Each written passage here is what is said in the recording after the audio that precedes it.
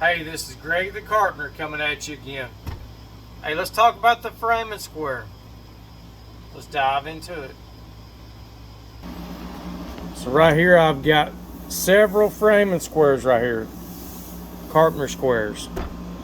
So let's find one that's got everything that we need on here. If I was a young man, this is the one that I would actually buy right here. The Chapel Universal Framing Square.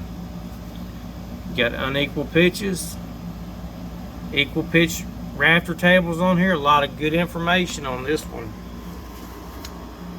A PDF that I printed out of detailed instructions on that framing square. 40 some pages worth. But you'd have to have this square to follow along with me. So let's just pick this Johnson right here.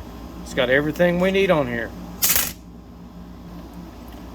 So on your framing square, the shortest part right here, that is called your tongue right here. It's usually 1.5 inches thick.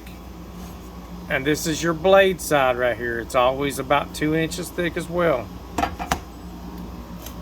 Where the tongue and the blade meets, that's called your heel right here.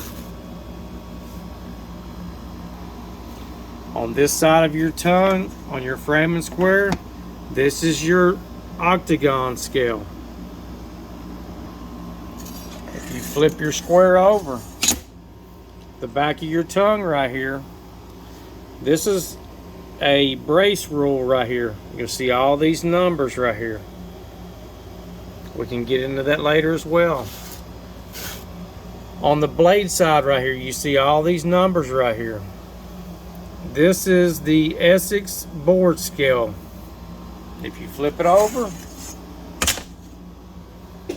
these are your rafter scales on here. Common rafters, hip and valley rafters, difference in jack rafter lengths, the difference in the jack rafter lengths for 24-inch centers. Your side cuts of your hip and valleys. So with these framing squares, we'll go over every one of these things right here. It's really easy, and this should be a solid foundation if you are putting any type of roof system on, whether it's a doghouse, put a roof system over a doghouse, or over a multi-million-dollar mansion. All you need is a framing square. Appreciate you guys watching.